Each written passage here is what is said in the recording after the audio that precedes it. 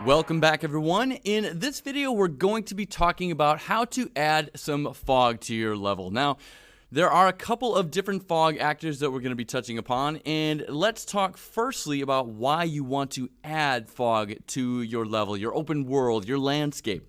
Well, reason number one is simply because it is real. It adds some realism to your map. There is fog in the real world, and you may want it in parts of your map. Reason number two is to aid in obscuring foliage culling.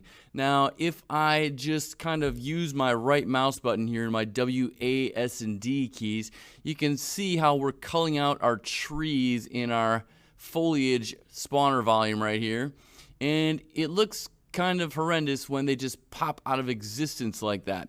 With some fog added to your level, that kind of helps obscure that going on in the background, thus helping prevent the breaking of immersion. All right, so how do we add some fogs to our level? Way number one is through something known as an atmospheric fog actor. Now, many moons ago when we created this landscape base actor, we did so by coming under File, New Level, and when we created our landscape base using a default level, it came in with some default actors, one of them being this atmospheric fog actor. Now, with this guy selected, you have some properties down here that you can adjust, and the main ones are your fog multiplier. So if you left click right here and move to the right and to the left, you can see how that can add some fog to your map. And also, you've got this sun multiplier value that if you move that left and right, that kind of helps enhance the fog. And then you've got some settings like distance scale, where if you move this left and right, you can kind of set the distance at which this kind of appears at. And then you've got your altitude scale that can modify the altitude for it, and so on and so forth. Now, I typically don't play with the atmospheric fog actor too much. When I add fog to my level, I usually leave this mostly at its defaults. I like to add something known as an exponential height fog actor. Now, you can add one of these actors by coming under your modes panel, coming under the placement mode, and typing in fog. Now, there is that atmospheric fog actor, and then here is your exponential height fog actor. Now, just going to drag and drop one of these guys into our level, and you can immediately see some fog is added. Now, just for the sake of making this icon bigger, I've currently got this actor placed down in my world. I'm going to scroll on down in the details panel, and there's something known as editor billboard scale right here. I'm going to crank this up to be, 10 times as big. Now let's go 25 times as big. There we go. This just sizes up the size of that icon, so it makes it a little bit easier to spot in my level. Now, with this actor selected, you can see that as I move it up or down, I am essentially influencing the placement of that fog. So note that that is important where you are placing this. Now, I'm just going to place it kind of down on the top of my surface right here. And with this guy selected, over in the details panel, we have some fog parameters that we can play with. The most obvious of these that you will see a change with is going to be your fog density. Again, you can grab this little slider here and move it to the right and to the left. Now you can see that as I crank this up all the way to the right, it shows that my maximum value is 0.05. That's if I'm sliding it to the left or right. However, I can actually punch in a value that is bigger than that. So if I typed in, say, 10, it will accept that value. Of course, you're going to make for a very foggy day indeed. So I'm going to set that down to 0.05, something like that.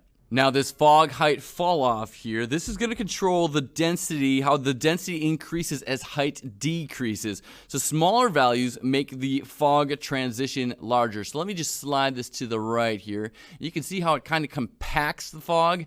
There's kind of congregating in my lower areas. Whereas if I make this fog value be smaller, you can see how it kind of extends it up into the atmosphere. It essentially kind of it squishes it or expands it. This is expanded, this is more squish. So I'm just going to set this back to its default value for the time being as well. Now this second fog data, we're going to come back to this in just a moment. Fog in scattering color, this is obviously just the color of your fog. So I don't know if you want to have some poison green fog out there. Obviously you can set it to be something like that. Wow, that's rather dangerous looking, is it not?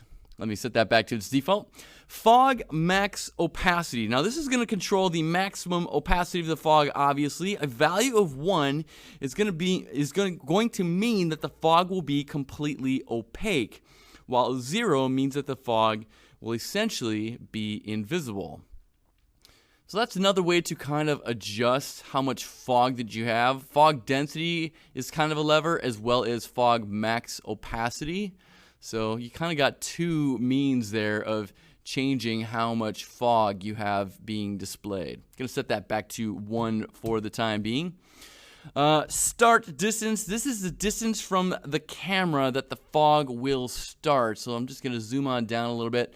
I'm going to set this to something like, let's go 10,000. And now you can see there's really no fog in front of me until we get out to about 10,000 units. Then you can start to see it appear.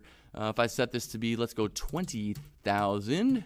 That makes it so that all surrounding you, again, there's no fog until you get out about 20,000 Unreal units.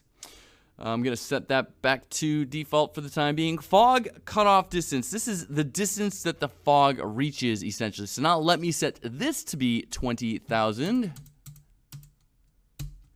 And now you can see that kind of shows the range with which the fog reaches from the position of my camera. So start distance is the area from which we're starting that the fog will begin. Fog cutoff distance is the distance at which it cuts off, it ends. All right, so you've got a couple levers for that. I'm going to set that back to default for the time being.